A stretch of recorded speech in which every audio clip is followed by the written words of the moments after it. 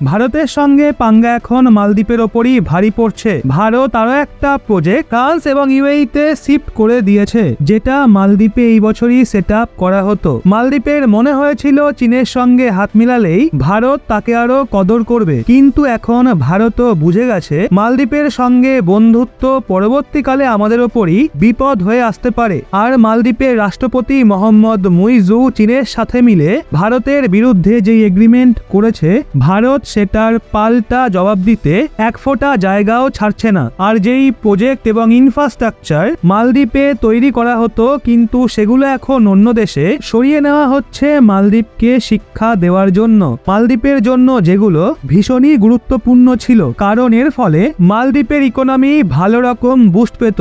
বন্ধুরা, আমরা কথা বলছি সোলার পার্ক প্রজেক্ট নিয়ে। আর এর বিশেষ ব্যাপার ছিল ভারতের IHCL Indian hotels company limited Taj Exotica resort and spa মিলে জয়েন্ট ভেঞ্চারে ইনফ্রাস্ট্রাকচার তৈরি করত।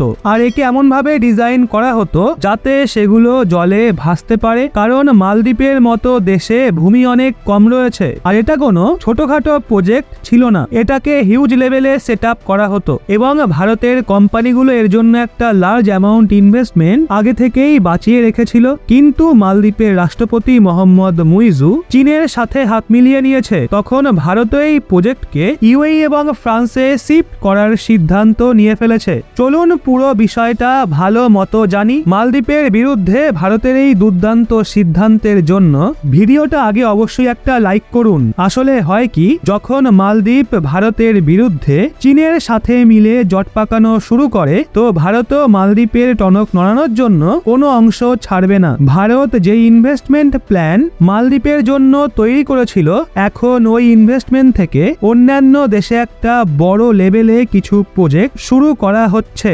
এর মধ্যেই একটা প্রজেক্ট সোলার পার্ক নিয়ে রয়েছে, যেটা ভারত 2024-এর শুরুতেই মালদ্বীপে সেট আপ করত, যেখানে ভারতের দুটো বড় company IHCL Taj Exotica resort and spa মিলে মালদ্বীপে একটা বড় floating solar park set up করত।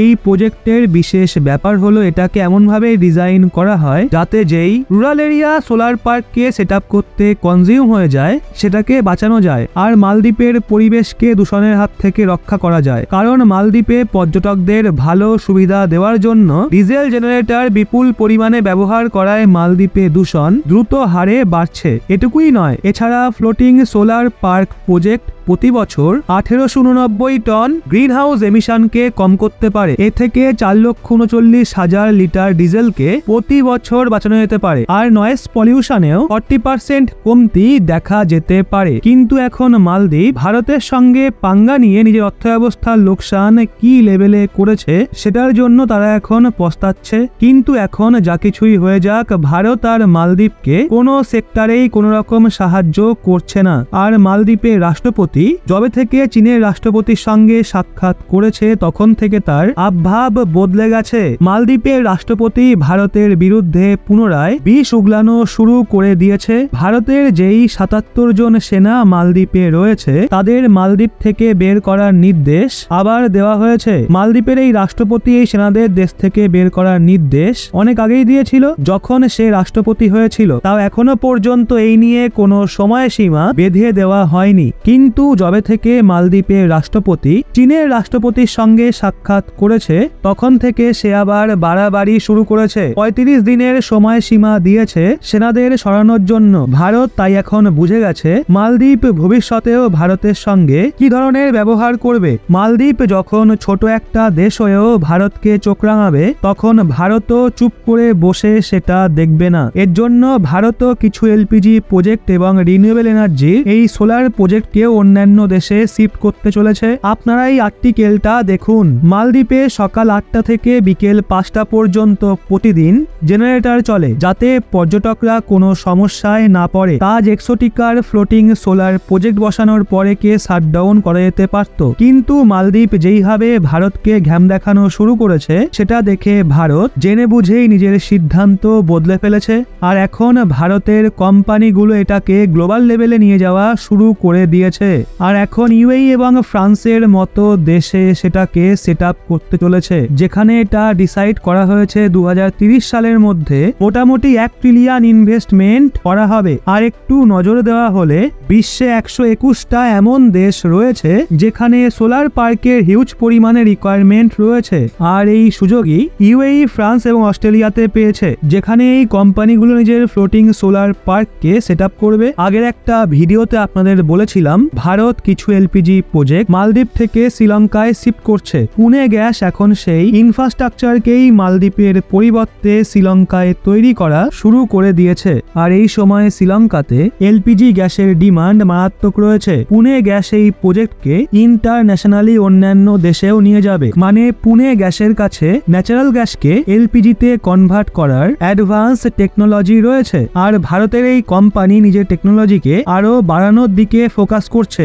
ভারত কিছু দিন আগেই ইউএইর সাথে এফটিএ অর্থাৎ ফ্রি ট্রেড এগ্রিমেন্ট সাইন করে নিয়েছে। আর এই সময় ভারত ইউএইর মতো বড় দেশের ফ্রি ট্রেড মার্কেট অ্যাক্সেস পেয়ে গেছে, যেখানে আমরা আমাদের প্রোডাক্টকে ডিউটি ফ্রি এক্সপোর্ট এবং ইম্পোর্ট করতে পারবো।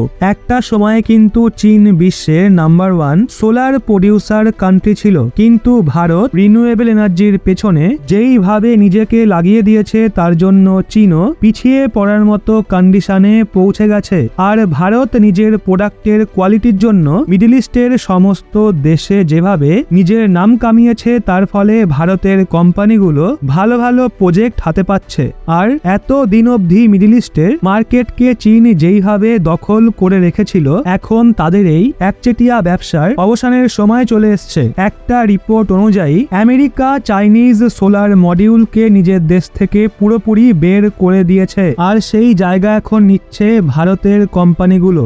আপনাদের এটাও বলে দিই, ফাইন্যান্সিয়াল ইয়ার 2023 সালে ইন্ডিয়ান সোলার সেলস অ্যান্ড মডিউলের এক্সপোর্ট 8,840 কোটি টাকার কাছাকাছি ছিল, যেখানে 2022 সালে সেটা কেবল 1,819 কোটি টাকার আশেপাশে ছিল। বুঝতে পারছেন তাহলে 364% হিউজ গ্রোথ। মানে সব মিলিয়ে ভারতীয় সোলার কোম্পানি গ্লোবাল মার্কেটের অ্যাক্সেস দ্রুততার সাথে নেওয়া শুরু করে দিয়েছে। ভালো মতো দেখলেই বুঝবেন ভারতীয় কোম্পানি ধীরে ধীরে মিডল ইস্টের সমস্ত দেশে বিস্তার লাভ করছে।